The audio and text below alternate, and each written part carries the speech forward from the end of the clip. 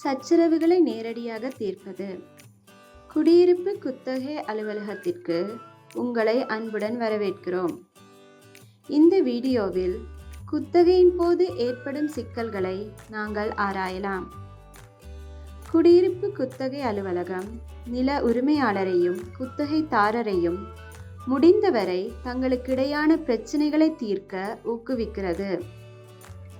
இது நில உரிமையாளர் மற்றும் குத்தகைதாரருக்கிடையில் மன அழுத்தத்தை ஏற்படுத்தும் விசாரணை நடைமுறையை, அதாவது ஹியரிங் ப்ரோசஸை தவிர்க்க உதவுகிறது. சர்ச்சைகளை தீர்ப்பதற்கான சில சிறந்த வழிகள் பின்வருமாறு. குத்தகை தொடங்கும் முன் வாடகை விதிமுறைகளை தெளிவாக குறிப்பிட வேண்டும். வாய்மொழி ஒப்பந்தங்கள் சட்டபூர்வமானவை என்றாலும் சில சமயங்களில் அவை தவறாக புரிந்து கொள்ளப்படலாம் அல்லது மறக்கப்படலாம். எழுத்துப்பூர்வ ஒப்பந்தங்கள் ஏதேனும் வழக்கு தொடர நேரிட்டால் விதிமுறைகளை குறிப்பிட அனுமதிக்கின்றன. நீங்கள் ஏதாவது சரி செய்ய விரும்பினால் உங்கள் தகவல் தொடர்புகளை பராமரிக்கவும். உரையாடல்களின் குறிப்புகள் மற்றும் அவை எப்போது நிகழ்ந்தன போன்ற பதிவுகள் முக்கியமானவை. வாய்மொழி கோரிக்கைகள் சிக்கலை தீர்க்கவில்லை என்றாலும் கோரிக்கைகளை எழுத்துப்பூர்வமாக வைப்பது சிறந்தது. அனைத்து எழுதப்பட்ட குறிப்புகள், உரைகள் அல்லது மின்னஞ்சல்களின் நகல்களை சேமிக்கவும்.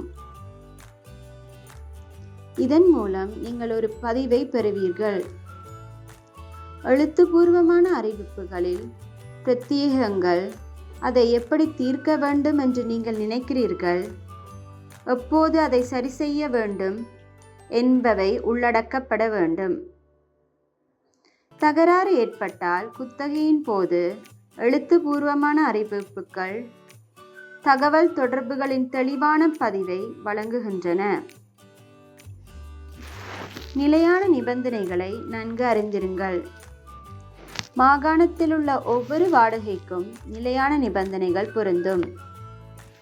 நில உரிமையாளர் மற்றும் குத்தகைதாரர் இருவரும் பின்பற்ற வேண்டிய விதிகள் மற்றும் ஒவ்வொரு தரப்பினருக்கும் என்ன உரிமைகள் உள்ளன என்பதை அவர் பட்டியலிடுகின்றன.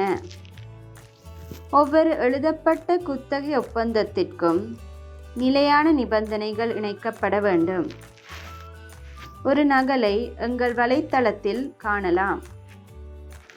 உங்கள் நில உரிமையாளர் அல்லது குத்தகைதாரருக்கு இடையே நேரடியாக வேலை செய்வது தோல்வியுற்றால் நீங்கள் குடியிருப்பு குத்தகைதாரரின் அலுவலகத்தில் உரிமை கோரலாம்.